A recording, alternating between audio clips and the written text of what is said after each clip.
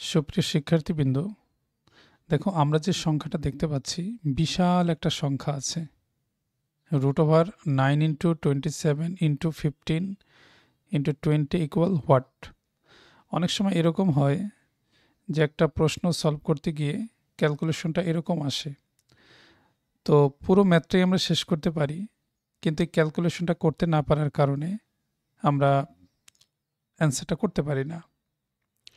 তো আজকে আমরা শিখব যে এরকম বড় বড় সংখ্যা যদি থাকে এবং তার যদি রুট থাকে, তাহলে কিভাবে আমরা একটা সিম্পল ট্রিক ব্যবহার করে অ্যান্সার করতে পারি। আমরা যদি ট্র্যাডিশনাল মেথডটা ফলো করি তাহলে কি করতে হবে?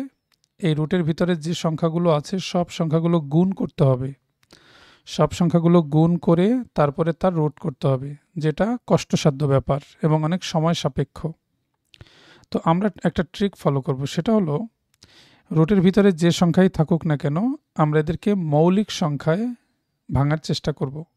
অর্থাৎ যেমন এই যে 9কে আমরা লিখতে পারবো মৌলিক সংখ্যার গুণফল হিসেবে। তাহলে আমরা এই 9কে আমরা কি লিখতে পারি? 9কে আমরা লিখতে পারি 3 × 3।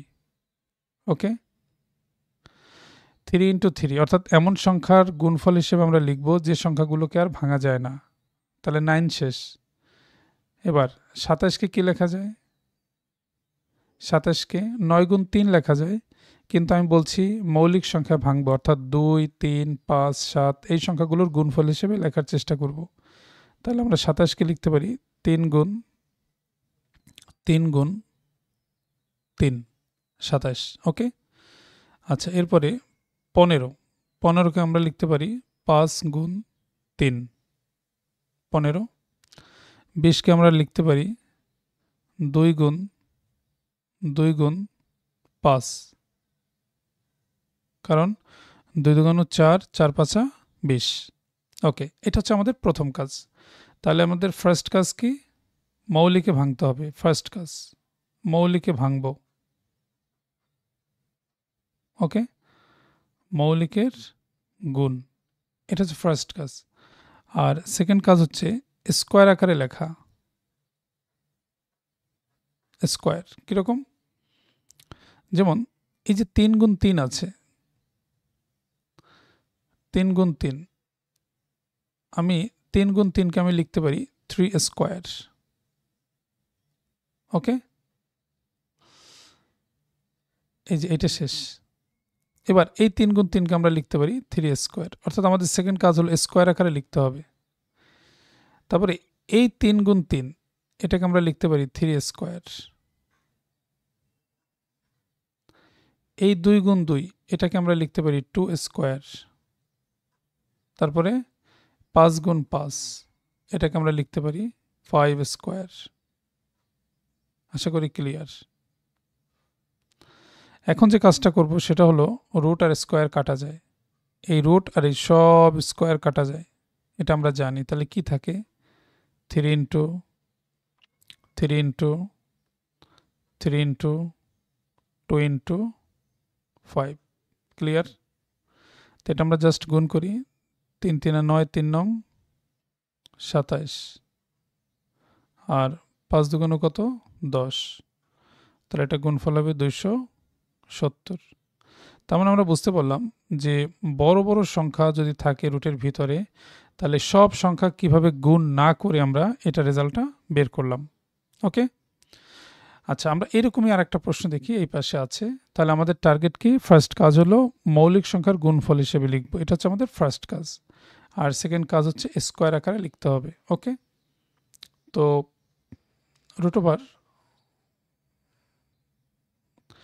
এই যে 35 এটাকে আমরা লিখতে পারি 5 × 7। ওকে, 15কে আমরা লিখতে পারি 3 × 5।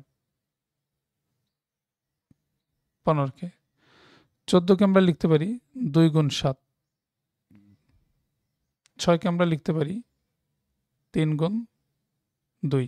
ওকে, কারণ বিশাল একটা সংখ্যা, এটা গুণ করে রুট করাটা সম্ভব না, অনেক সময় সাপেক্ষ বিষয়। তাহলে এই ট্রিকটা অ্যাপ্লাই করলে খুব সহজই হয়ে যাবে। তাহলে 5 × 5 এটাকে কি লেখা যাবে? √, এই 5 আর এই 5 যদি গুণ করি হবে 5 স্কোয়ার। ওকে, এই 7 আর এই 7 গুণ করলে হবে 7 স্কোয়ার। এই 3 আর এই 3 গুণ করলে হবে 3 স্কোয়ার। বাকি আছে এই 2 আর এই 2 গুণ করলে হবে 2 স্কোয়ার। ওকে, তো আমরা রুট আর স্কোয়ার যদি কাটা দেই তাহলে কি থাকবে? রুট আর স্কোয়ার যদি কাটা দেই তাহলে থাকবে 5 ইন্টু 7 ইন্টু 3 ইন্টু 2। ওকে, তাহলে 5-এর সাথে এই 2 যদি গুণ করি 5 দুগুণ কত 10, আর 3-এর সাথে 7 গুণ করলে 21। তাহলে 10 গুণ 21 মানে 210। ওকে, তাহলে প্রশ্নের অ্যান্সার হবে 210। তো এরকম যে কোনো সংখ্যায় যদি থাকে রুটের ভিতরে, আমরা আশা করছি তার রেজাল্টটা বের করতে পারবো। তো ভিডিওটি যদি ভালো লেগে থাকে শেয়ার করবে আশা করছি। এরকম নতুন নতুন ভিডিও পেতে আমার এই পেজটি ফলো বা লাইক দিন। সবাইকে অসংখ্য ধন্যবাদ। আল্লাহ হাফেজ।